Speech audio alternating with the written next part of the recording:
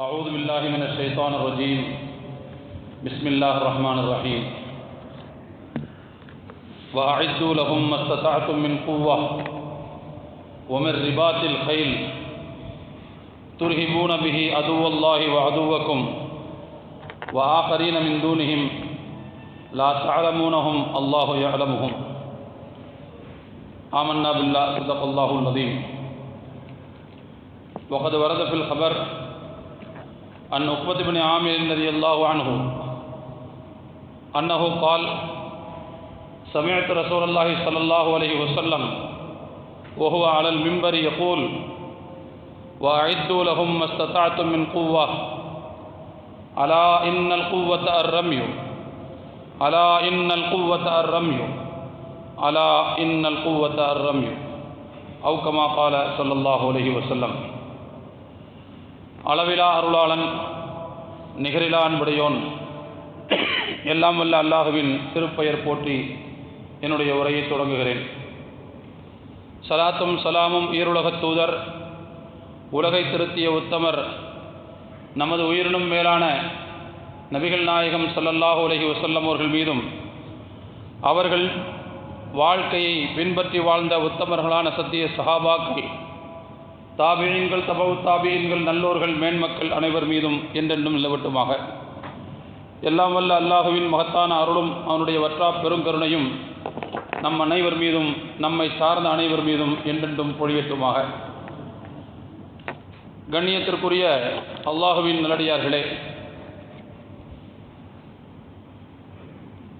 Israel Iran போர் உம்மத் பயில வேண்டிய பாடங்கள் என்கின்ற கருப்பொருளை தாங்கி சில செய்திகளை நான் இங்கே நினைவுபடுத்த ஆசைப்படுகிறேன். இந்த போரில் சர்வதேச இஸ்லாமிய உம்மத் பெற வேண்டிய பாடங்கள் என்னென்ன என்பதை நாம் தெரிந்து கொள்வதற்கு முன்பு அடிப்படையில் சில விஷயங்களை நாம் தெரிந்து கொள்ள வேண்டிய தேவை இருக்கிறது. இந்த போரிலே ஈரான் என்பது முழு வெற்றியை பெற்றுவிட்டது என்று சொல்வது அல்ல நம்முடைய நோக்கம். மாறாக இந்த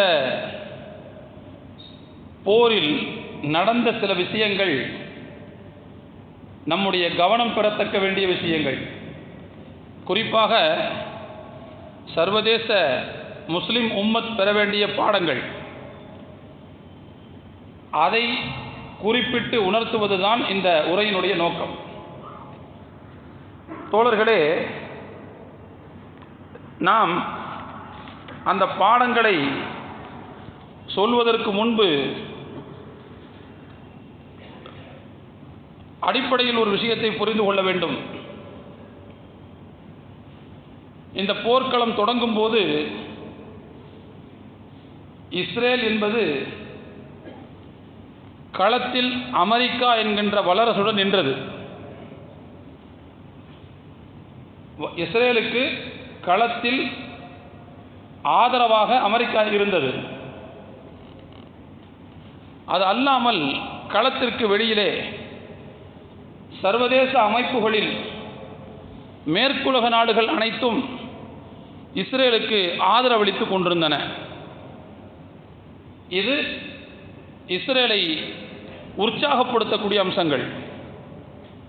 ஆனால் அதே நேரத்தில் ஈரான் இஸ்ரேலால் தாக்கப்பட்ட நேரத்தில் ஈரான் என்பது தன்னந்தனியாக நின்றது. களத்தில் அதற்கு உதவியாளர்கள் யாரும் கிடையாது. ரஷ்யா, வடகொரியா, சைனா போன்ற நாடுகள் எல்லாம் மானசீகமாக ஆதரவு கொடுப்பதாக தெரிவித்தன. ஆனால் களத்தில் ஆதரவு யாரும் கிடையாது. களத்தில் யாரும் வந்து நின்று உதவி செய்யலை. தன்னந்தனியாகத்தான் ஈரான் அந்த எதிர்த்தாக்குதலை சமாளித்தது. தோழர்களே, அப்படிப்பட்ட நேரத்தில் தாக்குதல் தொடங்கி அதற்கு ஈரான் பதிலடி கொடுக்கக்கூடிய நேரத்திலேயே அமெரிக்காவிடமிருந்து ஈரானை நோக்கி நிபந்தனை இல்லாமல் சரணடைந்து விட வேண்டும் என்கின்ற கோரிக்கை முன்வைக்கப்பட்டது. எந்த நிபந்தனையும் இல்லாமல் என்ன செய்யணும்? சரண்டர் ஆயிரணும் அப்படின்னு சொல்லப்பட்டுச்சு. ஆனால் அதெல்லாம் முடியாது போ அப்படின்னு மறுத்துட்டார் அவர். எங்களுக்கல்ல, எங்களுடைய மூதாதையர்களுக்கும் எங்களுடைய சந்ததிகளுக்கே சரணடைந்து பழக்கம் அல்ல என்று அவர்கள் சொல்லிவிட்டார்கள். தன்னந்தனியாகத்தான் எதிர்கொண்டார்கள். நடந்த போரிலே ஈரான் முழுக்க முழுக்க எந்த விதமான இழப்பும் இல்லாமல் தன்னை தற்காத்து கொண்டு விட்டது என்று நான் சொல்ல வரவில்லை. அதற்கு இழப்புகள் ஏற்பட்டிருக்கிறது. இவ்வளவு காலமாக கட்டி காத்து வந்த நியூக்ளியர் புரோகிராமில், அணுசக்தி திட்டத்தில் ஒரு பின்னடைவு ஏற்பட்டிருக்கிறது. அது உண்மைதான். அதே போல் அவர்களுடைய சில விஞ்ஞானிகளை இந்த போர்க்களத்தில் அவர்கள் இழந்திருக்கிறார்கள். நல்ல கவனிக்கணும். ஒரு சயின்டிஸ்ட் சின்ன வயசுலேருந்து என்ன செஞ்சிருப்பார்? அதற்காகவே படித்திருப்பார். அதற்கான ட்ரைனிங் கிடைச்சிருக்கும். மேலே மேலே அதை வச்சு முன்னால் பழுத்த பழமாக இருந்து கொண்டிருப்பார். அப்போ அவருடைய அனுபவம் எவ்வளோ இருக்கும்? அப்படிப்பட்ட விஞ்ஞானிகளில் சில பேரை அந்த நாடு இழப்பது என்பது இனிமே அப்படிப்பட்ட இடத்துக்கு வேற ஒருத்தர் ட்ரெயின் பண்ணி கொண்டு வர்றதுங்கிறது அது காலம் எடுக்கக்கூடிய செயல். அது ஒரு பெரிய இழப்பு என்பதில் எந்த விதமான சந்தேகம் இல்லை. ஆனால் இப்படி நிறைய இழப்புகளை ஈரான் சந்தித்தாலும் கூட நாம் கவனிக்க வேண்டிய செய்தி என்னன்னு சொன்னால், ஈரானின் மக்களையும் அதனுடைய வரலாற்றையும் அறிந்தவர்களுக்கு ஈரான் சரண் அடையக்கூடிய ஒரு நாடு அல்ல என்பது தெளிவாக தெரியும் என்று சுப்ரீம் லீடர் சொன்னார். சரியாக இந்த போர் நடந்து 12வது நாளில் அமெரிக்க அதிபர் சீஸ்ஃபயர் பேச ஆரம்பித்து விட்டார். போர் நிறுத்தம் பற்றி பேச ஆரம்பித்து விட்டார். போர் நிறுத்தம் பற்றி ஈரான் வாய் திறக்கவில்லை. அமெரிக்க அதிபர் பேச ஆரம்பித்து விட்டார் 12வது நாளில்.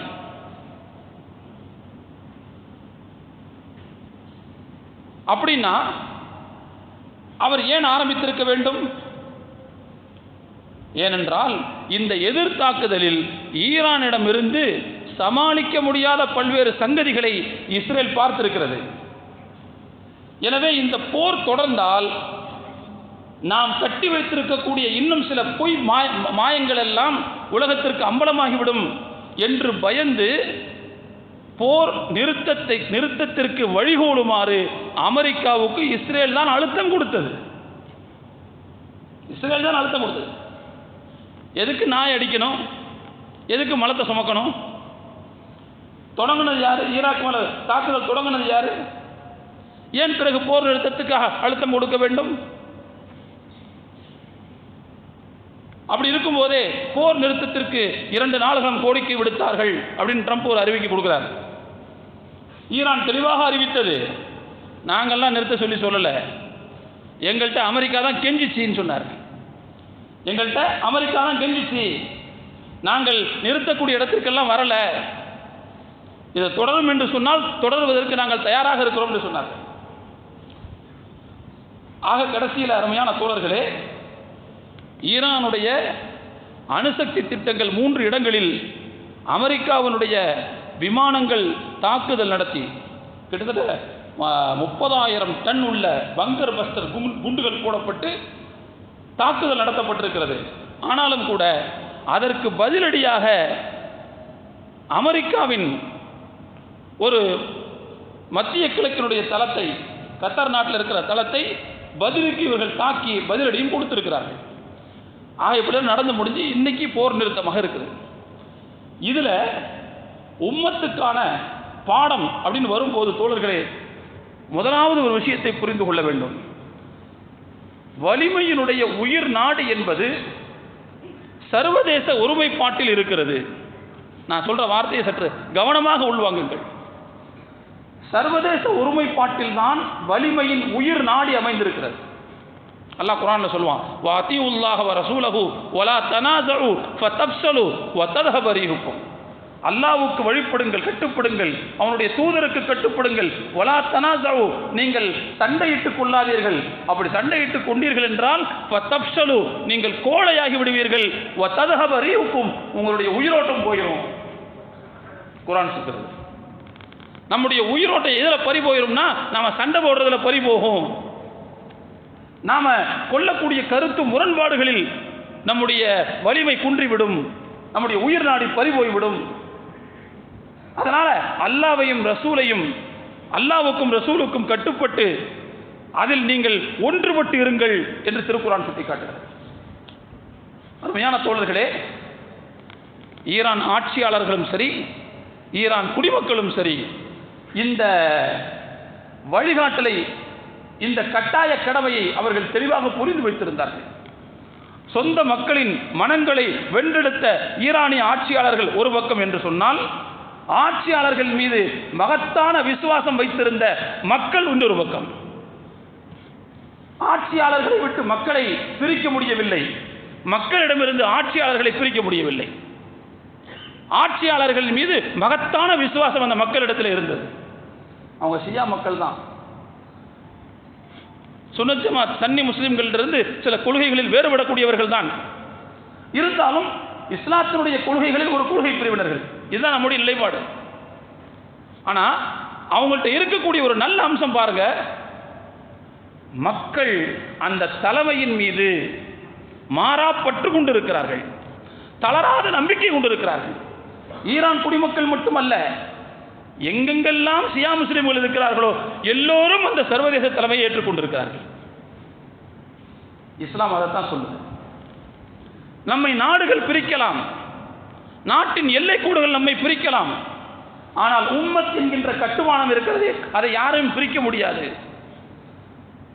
உலகத்தின் அந்த கோடியில் ஒரு முஸ்லிம் வாழ்ந்தாலும் இந்த கோடியில் ஒரு முஸ்லிம் வாழ்ந்தாலும் அவன் உம்மத் என்கின்ற கட்டமைப்புக்குள்ளே சகோதரர்கள் என்று மார்க்கம் சொல்கிறது. சன்னி முஸ்லிம்கள் நாம் இந்த சர்வதேச ஒருமைப்பாட்டை பற்றி கவலைப்பட்டிருக்கிறோமா?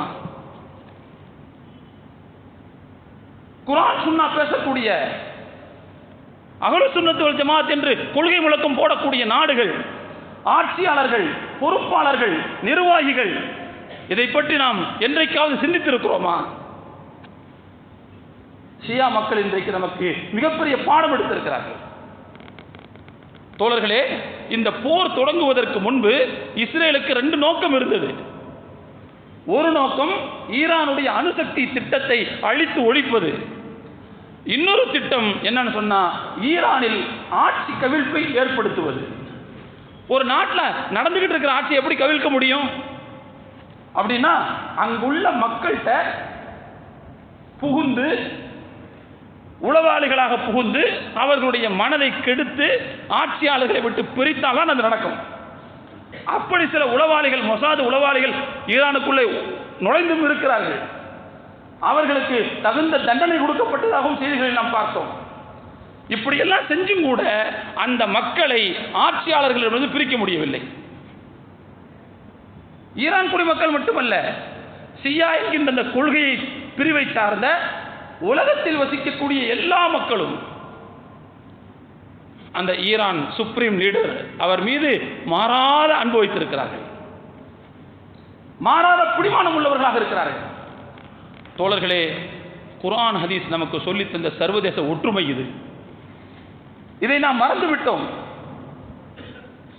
இது தூசி தட்டி எடுக்கப்பட வேண்டிய ஒன்று என்பதை இந்த போர் நமக்கு சுட்டிக்காட்டுகிறது. அந்த வலிமைதான் நாங்கள் யாருக்கு முன்னாலும் சரணடைந்து பழக்கப்பட்டவர்கள் கிடையாது என்கின்ற அந்த சிங்கத்தின் கர்ஜனைக்கு காரணமாக இருந்தது. என்னை பற்றி தெரியாத ஆளு நீ சொல்ற சரணையை சொல்லி, என் ட்ராக் ரெக்கார்டு உனக்கு தெரியாது என்ன சரணையை சொல்லி, ஈரான் யாரையும் தாக்கவும் செய்யாது, யாருடைய தாக்குதலை ஏற்கவும் செய்யாது அப்படிங்கிற சிங்கத்தின் கர்ஜனையை அவர் சொன்னதுக்கு காரணமே அவருக்கு பின்னால் இருந்த அந்த சர்வதேச முஸ்லிம்களின் ஒருமைப்பாடுங்கிறத தயவு செய்து மறந்துவிட்டார். இன்னைக்கு அது சன்னி முஸ்லிம்கள்ட்ட அப்படிப்பட்ட ஒரு நிலைமை இல்லை. ஒரு பக்கம் சூஃபிகள், ஒரு பக்கம் சலபிகள், ஒரு பக்கம் மதுஹப் ஏற்பாளர்கள், ஒரு பக்கம் மதுஹப் மறுப்பாளர்கள், சண்டை பிணங்கி கொண்டிருக்கிறோம், சண்டையிட்டுக் கொண்டிருக்கிறோம். யாரும் யாருடைய தலைமையும் ஏற்றுக்கொள்வதாக இல்லை. வாய்ப்பு கிடைத்தால் நான் உன்னை வீழ்த்துவது, நீ என்னை வீழ்த்துவது, எப்படிங்கிற மாதிரி தான் போய் கொண்டிருக்காது. இப்படிப்பட்ட நிலைமை இருந்தால் தோழர்களே, என்றைக்கும் நாம் அதிகார வர்க்கத்தினுடைய சுரண்டலுக்குத்தான் ஆளாகி கொண்டிருப்போம். அதிகார வர்க்கம் என்ன செய்ய வேண்டும் என்று நினைக்கிறதோ அதற்கு நாம் பலியாகி கொண்டுதான் இருப்போம். அதுக்கு முன்னால தலை நிமிர்ந்து நிற்க வேண்டும் என்று சொன்னால், வலிமையாக நெஞ்சுரமாக நிற்க வேண்டும் என்று சொன்னால், சர்வதேச ஒருமைப்பாடு என்பது மிக முக்கியமானது என்பதை இந்த ஈரான் இஸ்ரேல் 12 நாள் போர் நமக்கு முதலாவது உணர்த்தி இருக்கிறது. இது முதல் பாடம். இரண்டாவது பாடம் என்ன அப்படின்னு சொன்னா, தேச பாதுகாப்பை உறுதி செய்வதற்காக இராணுவ பலத்தை பெருக்குவது. இது மிக முக்கியமான விஷயம். மோதல் தொடங்கிய உடனேயே நிபந்தனை இல்லாமல் சரணடைய வேண்டும் என்று அமெரிக்க அதிபர் சொன்னார் என்று சொன்னேன். முடியாதுன்னு சொல்லி எதிர்த்தாக்குதல ஆரம்பிச்சிச்சு. இத்தனைக்கும் களத்தில் தன்னந்தனியாக ஆரம்பிச்சிச்சு. இன்னும் சொல்ல போனா அமெரிக்காவுடைய ஆதரவோட தான் இஸ்ரேல் வந்து நின்றது.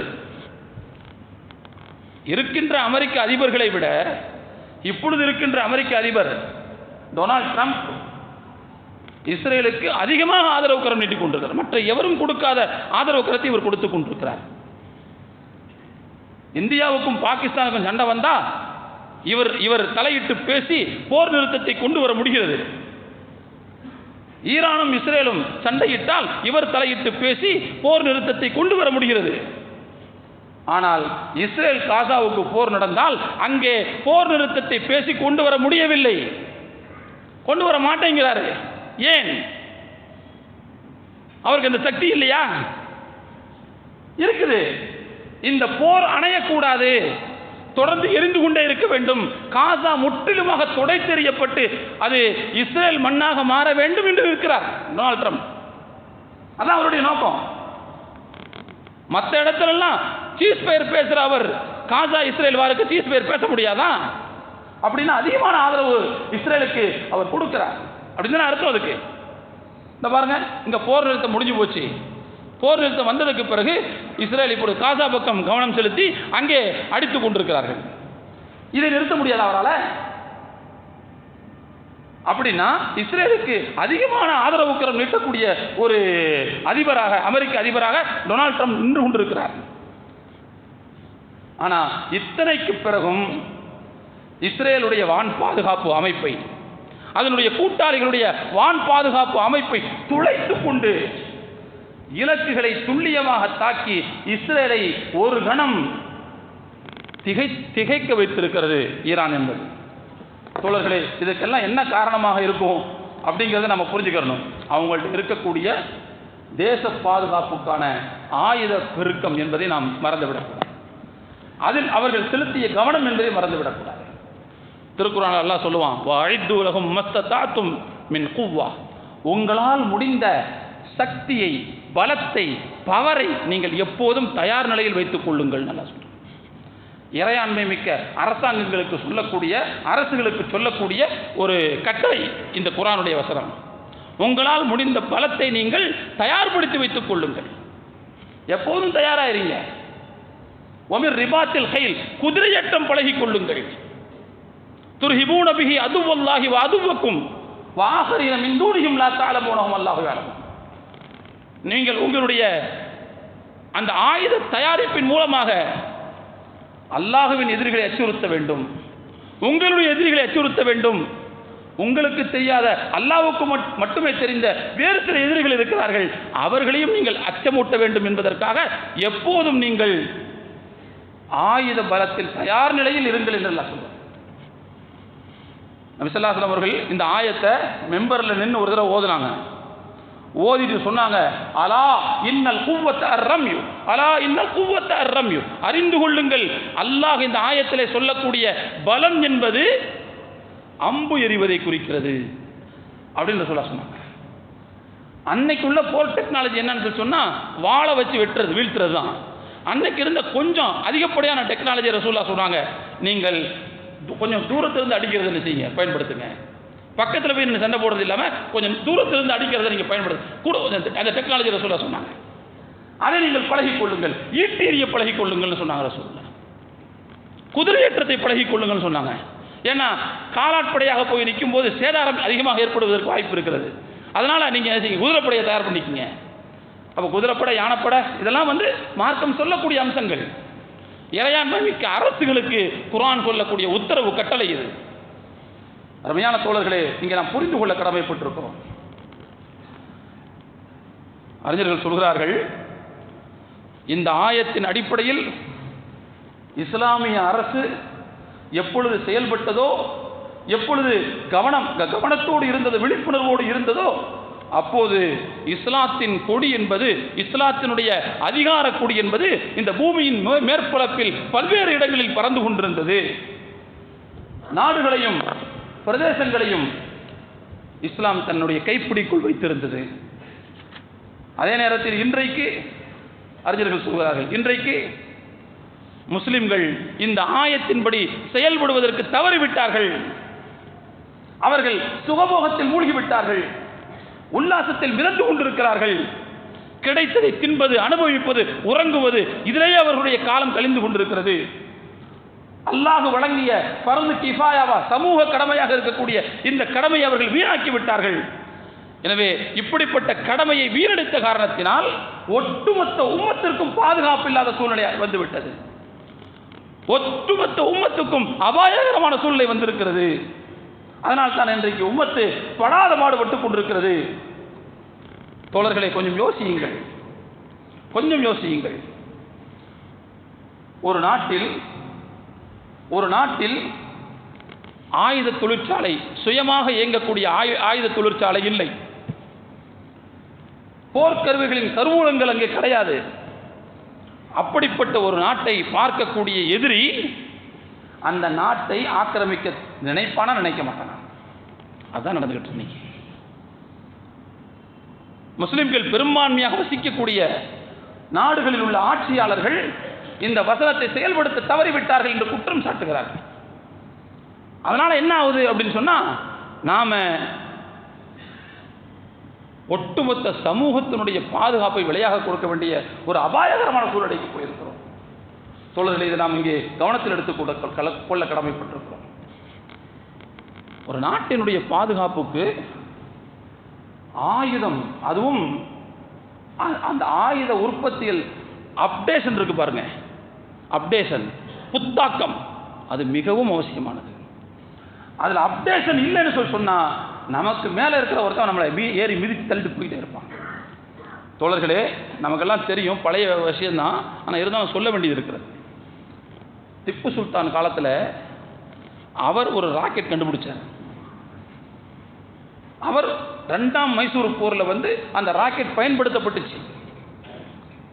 இது யார் சொல்றா அப்படின்னு சொன்னா, இந்தியாவினுடைய ஸ்பேஸ் கமிஷனுடைய உறுப்பினராக, முன்னாள் உறுப்பினராக இருந்த,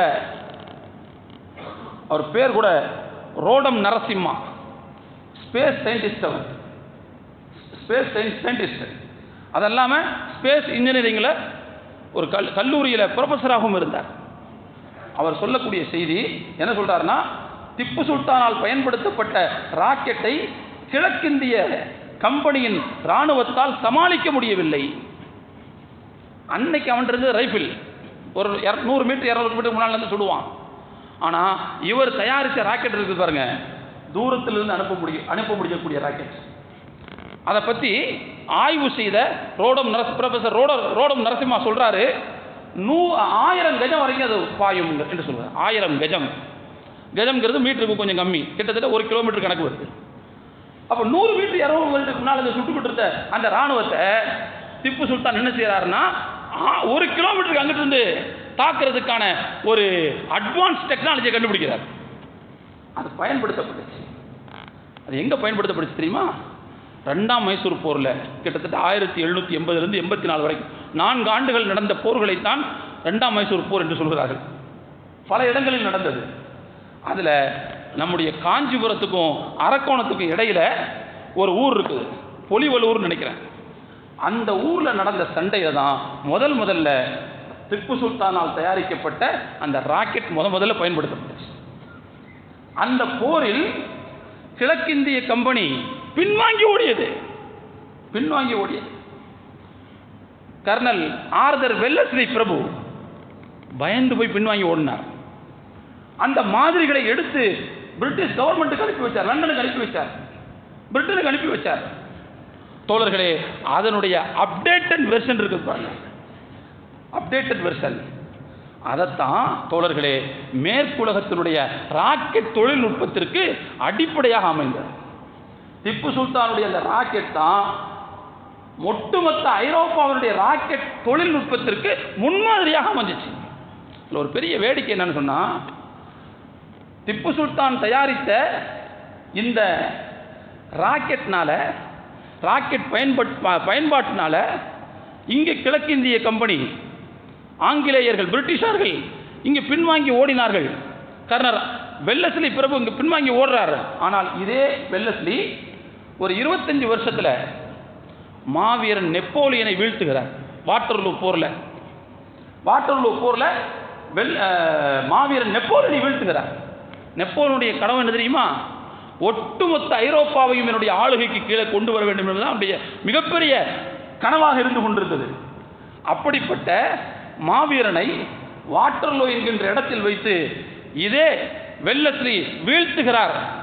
எதை வைத்து தெரியுமா? திப்பு சுல்தானால் கண்டுபிடிக்கப்பட்ட அந்த ராக்கெட் தொழில்நுட்பத்தினுடைய அப்டேட்டட் வெர்ஷனை வைத்து ஒரு மாவீரனை வீழ்த்த முடிந்தது. எதுக்கு சொல்ல வரேன்னு சொன்னா, நாம் ஒரு விஷயத்திற்கு முன்மாதிரியாக இருந்தால் எவ்வளவு பெரிய உயர்ந்த வலிமையானவர்களாக இருந்தாலும் அதை எடுத்துக்கொள்வார்கள். அதிலிருந்து பிச்சை வாங்குவார்கள், அதிலிருந்து கடன் வாங்குவார்கள். அதை வச்சு இன்னைக்கு இருக்கக்கூடிய ஐரோப்பிய ஏவுகணை தொழில்நுட்பத்திற்கு அடிப்படையாக இருந்தது திப்பு சுல்தானுடைய இந்த ராக்கெட் தொழில்நுட்பம் என்று புரொஃபசர் ரோடம் நரசிம்மா சுட்டி காட்டுகிறார். இப்போ தோழர்களே, ஆயுதம் விஷயங்களில் ஒரு இறையாண்மை மிக்க அரசுகள் கவனம் செலுத்த வேண்டியது மிக முக்கியமான ஒன்று. இதில் நாம் அதிகமாக கவனம் செலுத்த வேண்டிய தேவை இருக்கிறது. நல்லா யோசிச்சு பாருங்க, இந்தியாவுக்கு எத்தனையோ அதிபர்கள் வந்திருக்கிறார்கள். இங்கே வந்த இடத்துல பெரிய பெரிய ஆட்களை சந்திப்பாங்க, பெரிய பெரிய அரசு அதிகாரிகளை சந்திப்பார்கள். ஆனால் எனக்கு என்னுடைய நினைவு சரியாக இருந்தால் கிளின்டன் என்று நினைக்கிறேன், அப்துல் கலாமை சந்திக்க வேண்டும் என்று ஆசைப்பட்டார். காரணம் என்னன்னா, அவற்றில் இருந்த ஏவுகணை தொழில்நுட்ப அறிவு. நீங்க அதில் கவனம் செலுத்துறீங்கன்னா, ஆரோக்கியமான முறையில் அப்படிப்பட்ட அறிவில் நாம் கவனம் செலுத்தினோம் என்று சொன்னால் உலகம் நம்மை திரும்பி பார்ப்பதற்கு தயாராக இருக்கிறது. அதுதான் உண்மையிலேயே வலிமை. இதில் கூட ஒரு விஷயத்தை பாருங்க, அல்லாஹ் சொல்றான், உங்களால் முடிந்த பலத்தை திரட்டிக் கொள்ளுங்கள். அல்லாஹ் சொல்றான், உங்களால் முடிந்த பலம்னா என்ன அர்த்தம்? உங்களால் முடியாத பலம்னு ஒன்று இருக்குது, அது என்னுடைய பலம். அல்லாஹ் சொல்றான், உன்னால் முடிஞ்சதை செஞ்சு வச்சுட்டு என்கிட்ட நீ கேளு, இறைவா என்னால் முடிஞ்சதை நான் செஞ்சு வச்சுட்டேன், இது 10 எனக்கு தெரியல, உன்னுடைய வலிமையும் சேர்த்து எனக்கு கொடுன்னு கேளு, உன்னை நான் யாரும் நெருங்க முடியாத பலசாலியாக ஆக்கி காட்டுகிறேன்னு நல்லா சொல்றேன். தோழர்களே, அப்ப இப்படிப்பட்ட குர்ஆனுடைய வழிகாட்டுதல் ஒரு சமூகத்திற்கு அவசியமா இல்லையா? அதே மாதிரி தோழர்களே, இன்னொரு முக்கியமான விஷயத்தையும் நாம் இங்கே புரிந்து கொள்ள கடமைப்பட்டிருக்கிறோம். தொழில்நுட்ப அறிவு, அதுல சுயசார்பு என்பது மிக முக்கியமானது. தொழில்நுட்ப அறிவு போய் அடுத்தவன்கிட்ட கடன் வாங்கிட்டு இருந்தான்னு வச்சுக்கோங்க, அடுத்தவன்கிட்ட கேட்டுக்கிட்டு தான் வச்சுக்கோங்க, அடுத்தவங்களுக்கு பாரமா நின்று இருந்தான்னு வச்சுக்கோங்க, உலகம் நம்மை ஏமாளியாகத்தான் பார்க்கும், நம்மிடத்திலிருந்து எப்படி சுரண்டலாம் என்றுதான் பார்க்கும். இதில் சுயசார்பு என்பது, சொந்த காலில் நிற்பது என்பது மிக முக்கியமான விஷயம். தொழில்துறையிலும் சரி, தொழில்நுட்ப அறிவிலும் சரி, முஸ்லிம்கள் கண்டுபிடிப்பாளர்களாக இருக்க வேண்டும், கன்சியூமர்களாக இருக்கக்கூடாது. இன்னைக்கு என்ன நடக்குது உலகத்தில்? முஸ்லிம்களுடைய கண்டுபிடிப்புன்னு என்ன சொல்ல முடியும்? விதிவிலக்காக சிலருடைய கண்டுபிடிப்புகளை தவிர கொஞ்சம் சொல்லி பாருங்க. கடந்த 50 வருஷத்தில் முஸ்லிம்கள் என்னென்ன கண்டுபிடிச்சாங்கன்னு எத்தனை சொல்ல முடியும் நம்மளால? சர்வதேச அளவில் முஸ்லிம்கள் கன்சியூமர்களாகத்தான் இருக்கிறார்கள். அடுத்தவர்கள் கண்டுபிடித்து தருவதை பயன்படுத்துகிற ஆட்களாகத்தான் நாம் இருக்கிறோம். நுகர்வோராகத்தான் நாம் இருக்கிறோம். ஆனால் அடுத்தவர்களுக்கு கொடுக்கக்கூடிய கண்டுபிடிப்பாளர்களாக நாம் இருப்பதில்லை என்பதை தயவுசெய்து புரிந்து கொள்ள வேண்டும். அப்போ இந்த ஆயுதத்தை நம்ம அடுத்தவன்ட்ட வாங்கினா, நம்முடைய எதிரிட்டையே நம்ம காசு கொடுத்து ஆயுதத்தை வாங்கினா அது உண்மையில் நமக்கு பலமா? நம்முடைய எதிரிட்ட காசு கொடுத்து பூட்டு வாங்கி நம்ம வீட்டை வீரவை பூட்டிட்டு போனால் அது பாதுகாப்பாது? பூட்டை செஞ்சவனுக்கு பூட்டை உடைக்க தெரியும்ல. நம்ம எதிரிட்டையே நம்ம ஆயுதத்தை விலை கொடுத்து வாங்கினா அது எப்படி பாதுகாப்பாக இருக்க முடியும்? நரியெல்லாம் சேர்ந்து மானெல்லாம் சேர்ந்து நரியிட்ட போய் பாதுகாப்பு தா அப்படின்னு சொன்னால் அது எப்படி பாதுகாப்பு கொடுக்கும்? இன்னைக்கு இஸ்லாமிய நாடுகளுடைய நிலை இதுவாகத்தான் இருந்து கொண்டிருக்கிறது. தங்களுடைய பாதுகாப்புக்கு அந்நிய நாடுகளுடைய, இன்னும் சொல்ல போனா இஸ்லாத்தினுடைய வீழ்ச்சியை எதிர்பார்த்து காத்து கொண்டிருக்கக்கூடிய மேலை நாடுகளுக்கு தான் போய் கியூல நிற்கிறாங்க தங்களுடைய ஆயுத தேவைகளுக்காக. தொழில்நுட்ப அறிவு என்பது நம்மிடத்தில் மிக குறைவாக இருந்து கொண்டிருக்கிறது. அல்லாமா ஜௌஹரி, தன்தாவி ஜௌஹரின்னு சொல்லி ஒரு முஃபஸ்ஸிர், திருக்குரானுக்கு அறிவியல் ரீதியாக குரான் விளக்கவுரை எழுதிய ஒரு அறிஞர். அல்லாஹ் தஆலா குரான்ல சொல்றான், ஹுவல்லதி ஹலகலகும் மா ஃபில் அர்தி ஜமியா, அல்லாஹ் தான் இந்த பூமியில் உள்ள அனைத்தையும் உங்களுக்காக படைத்தான் அப்படின்னு ஒரு குரான் வசனம் சொல்லுது. அந்த வசனத்துக்கு அல்லாமா தன்தாவி ஜௌஹரி ரஹ்மத்துல்லாஹி அவர்கள் விளக்கம் சொல்லும் போது இப்படி சொல்கிறார்கள், உலகெங்கிலும் பல்வேறு நிலப்பகுதிகளில் வசிக்கக்கூடிய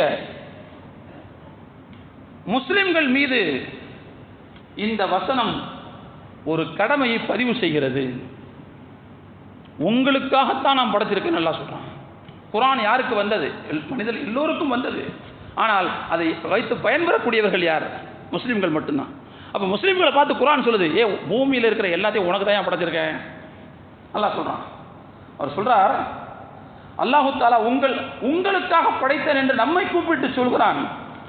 ஆனால் முஸ்லிம் சமூகம் வானத்தை பற்றி ஒன்றும் தெரியாதவர்களாக இருக்கிறார்கள், பூமியை பற்றி ஒன்றும் தெரியாதவர்களாக இருக்கிறார்கள். இந்த பூமிக்கு அடியிலே எப்படி மினரல்கள் இருக்கின்றன, எப்படி உலோகங்கள் இருக்கின்றன அவர்களுக்கு தெரியவில்லை. இந்த பூமிக்கு மேல் மலைகள் எப்படி நின்று கொண்டிருக்கிறது, எப்படி காடுகள் இருக்கின்றன, எப்படி அரசுகள் நிகழ்ந்து கொண்டிருக்கின்றன, எப்படி இந்த பூமியின் எல்லா பகுதிகளும் மின் ஆற்றல் எப்படி பரவி நிற்கிறது, இயற்கையின் தனித்தன்மைகள் இந்த பூமியிலையும் பூமிக்கு அடியிலையும் எப்படி வியாபித்து நிற்கிறது, எதை பற்றியும் இந்த உம்மத்துக்கு முஸ்லிம்களுக்கு கவலையே இல்லை. எதுவுமே தெரிய மாட்டேங்குது. நான் சொல்லலை, அல்லாமா முஃபஸ்ஸிர் தன்தாவி ஜௌஹரி சொல்றாங்க, எதுவுமே தெரிய மாட்டேங்குது. நமக்கெல்லாம் என்ன தெரியும்? அவர் சொல்றார், நமக்கெல்லாம் என்ன தெரியும் தெரியுமா? وَنَحْنُ لَا نَعْرِفُ إِلَّا مَا جَادَتْ بِهِ عَلَيْنَا يَدُ الْأُمَمُ الْغَرْبِيَّةُ. மேற்கத்திய உலகம் எதை கண்டுபிடித்து நமக்கு கொடுக்கிறதோ அதை மட்டும்தான் அனுபவிக்க தெரியுது. ஒரு தொப்பி உன்னால தயாரிக்க முடியுதா? மேட் இன் சைனான்னு போட்டு வருது. நீ உருட்டுற தஸ்மீமணி இன்னொரு நாட்டுக்காரன் என்ன செய்யறான்? தயார் பண்ணி கொடுக்குறான். அப்ப அவர்கள் எதை கண்டுபிடித்து உற்பத்தி செய்து கொடுக்கிறார்களோ அதை நுகர மட்டும் தான் உங்களால் முடிகிறது. அதுதான் உங்களுக்கு தெரியுது சொல்லிட்டு அவங்க சொல்றாங்க, கவலையோடு பதிவு செய்யறாங்க, ஃபவல்லாஹி அல்லாஹ்வின் மீது ஆணையாக, இன்னல் உலூம் அல்லத்தி கஸஃபூஹா ஃபில் அர்தி வஸ்ஸமா லா துஸஜ்ஜிலு அலைனா அல் ஹிஸ்ய வல் ஆர அமாமல்லாஹி வன்னாஸ். அவர் சொல்றாரு, அல்லாஹ்வின் மீது சத்தியமாக மேற்கத்திய உலகம் இந்த பூமியிலும் வானத்திலும் கண்டுபிடித்த எல்லா கண்டுபிடிப்புகளும் அல்லாஹ்வுக்கு முன்னாலும் மனிதர்களுக்கு முன்னாலும் நம் மீது அவமானத்தை பூசுகிறது, நம் மீது இழிவை பூசுகிறது. ஏன்? உங்களுக்காக படைச்சேன் அல்லாஹ் உங்களை பார்த்து சொல்றான். பிரெஞ்சு சமூகத்தை பார்த்து சொல்றானா? பிரிட்டிஷ் சமூகத்தை பார்த்து சொல்றானா அல்லாஹ்? இந்த குர்ஆனை கொண்டு முதலில் பயன்பெறக்கூடியவர்கள் யார்? முஸ்லிம்கள் தானே. அப்போ பூமியை உங்களுக்காக படைச்சிருக்கன்னு சொல்லும் போது அதில் இருக்கிற அந்த வளங்களை நீ அல்லவா கண்டுபிடித்திருக்க வேண்டும், நீ அல்லவா அதை கையாளுவதற்கு தெரிஞ்சிருக்க வேண்டும், அந்த தொழில்நுட்பம் உனக்கல்லவா முதலாவது தெரிஞ்சிருக்க வேண்டும். அவங்க கண்டுபிடிச்ச இந்த கண்டுபிடிப்புகள் முஸ்லிம்களாகிய உங்களுடைய முகத்தில் கரியை பூசியிருக்கிறது, அல்லாஹ்வுக்கு முன்னாலும் மக்களுக்கு முன்னாலும். அல்லாமா தன்தாவி ஜௌஹரி வேதனையோடு பதிவு செய்யக்கூடிய குர்ஆனுடைய வசனத்துக்கான விளக்க உரை இது. தோழர்களே, இந்த சமூகம் இதை குறித்து கவனம் செலுத்த வேண்டும். நம்ம கூட இருக்கிறோம், நம்ம பிள்ளைங்கள்லாம் படிக்க வைக்கிறோம். என்ன படிக்க வைக்கிறோம்? சம்பாத்தியத்துக்கு தேவையானதை படிக்க வைக்கிறோம். கல்வி என்பது சம்பாதிப்பதற்கானதா, வருவாய்க்கானதா? கல்வி என்பது அறிவுக்காக படிக்க வேண்டும். நீங்கள் திறனுள்ள அறிவாளிகளாக இருக்கும்போது செல்வம் என்பது தேடி வரும், உங்களை தேடி வரும். செல்வம் மட்டுமல்ல, செல்வாக்கு சேர்ந்து வரும், செல்வாக்கு சேர்ந்து வரும். நாம் தேர்ந்தெடுத்து படிக்க வைக்க வேண்டியது எந்தெந்த துறைகள், எப்படிப்பட்ட துறைகள்? இந்த உலகத்திற்கு அறிவை பரிசளிக்கக்கூடிய துறைகளாக நாம் தேர்ந்தெடுக்க வேண்டும். மாறாக படிச்சுட்டு எவன்கிட்டயோ போய் குமாஸ்தவா உட்காந்து அவன் தர 40,000 50,000த்துக்கும் அவன் தர 1 லட்சம் 1.5 லட்சத்துக்கும் மாசம் மாசம் கையேந்தி நின்று காசை வாங்கி செலவு பண்ணி என்ஜாய் பண்ணிட்டு இந்த உலகத்துட்டு போற அந்த மாதிரியான வருவாயா? இல்லை. நாம் வாழ்ந்ததற்கு ஒரு அடையாளம் இருக்க வேண்டாம் அந்த பூமியில. வெந்ததை தின்னுட்டு விதி வந்தா சாகர அந்த மாதிரியான சாமானிய ஆட்களாக நாம் வாழ்ந்துட்டு போக முடியுமா? அதுதான் முன்னோர்கள் நமக்கு கற்றுத்தந்த வழிமுறையா? தயவு செய்து இந்த உம்மத்து தன்னுடைய பாதையை சற்று மாற்ற வேண்டிய தேவை இருக்கிறது. இப்படிப்பட்ட அருமையான வழிகாட்டல்களைத்தான் இந்த 12 நாள் போர் என்பது நமக்கு கற்றுத்தந்திருப்பதாக நான் நினைக்கிறேன். ஒரு விஷயம், இந்த 3 விஷயத்தை தயவு செய்து மறந்துடாதீங்க. முதலாவது, சர்வதேச ஒருமைப்பாடு, ஒரு தலைமைக்கு கட்டுப்படக்கூடிய இந்த தன்மை ஷியா முஸ்லிம்கள்ட்ட இருக்குது, சன்னி முஸ்லிம்கள்ட்ட இல்லை. அது வர வரைக்கும் முடியவே முடியாது. அது வர வரைக்கும் முடியாது. அது வர வரைக்கும் முடியவே முடியாது. நம்மை பிரித்து வைத்துக் கொண்டுதான் நம்முடைய நாடுகளில் சுரட்டி கொண்டிருக்கின்றார்கள் மேற்கத்திய உலகம். தயவு செய்து இது மிக முக்கியமானது. ஒன்று. அடுத்த 2வது, தேச பாதுகாப்புக்கு ஆயுதங்கள், புது டெக்னாலஜி. 3வது, அந்த தொழில்நுட்ப அறிவில் சுயசார்புத்தன்மை இருப்பது. இந்த 3ம் மிகவும் அத்தியாவசியமானது. முஸ்லிம்கள் தயவு செய்து தங்களுடைய கவனத்தை இப்படிப்பட்ட விஷயங்களின் பக்கம் திருப்ப வேண்டிய தேவை இருக்கிறது. இறையாண்மை மிக்க ஒரு நாட்டின் தேசத்தின் பாதுகாப்புக்கு பங்களிக்கக்கூடியவர்களாக, அந்த பாதுகாப்புக்கு உறுதுணையாக நிற்கக்கூடியவர்களாக அறிவை வளர்த்துக் கொள்ள வேண்டிய ஆற்றலும் தேவையும் இன்றைய முஸ்லிம் சமூகத்திற்கு உலகளாவிய அளவில் இருக்கிறது என்பதை இந்த நேரத்தில் தெரிவித்துக் கொள்கிறேன். வல்ல ரஹ்மான் அத்தகைய மாற்றத்தை நம்முடைய மனதிலும் நம்முடைய வாழ்க்கையிலும் தந்தருள் புரிவானாக என்று துஆ செய்தவனாக என்னுடைய உரையை நிறைவு செய்கிறேன். வஆஹிரு தஅவானா அல்ஹம்துலில்லாஹி ரப்பில் ஆலமீன். அஸ்ஸலாமு அலைக்கும் வரஹ்மத்துல்லாஹி வபரகாத்துஹு.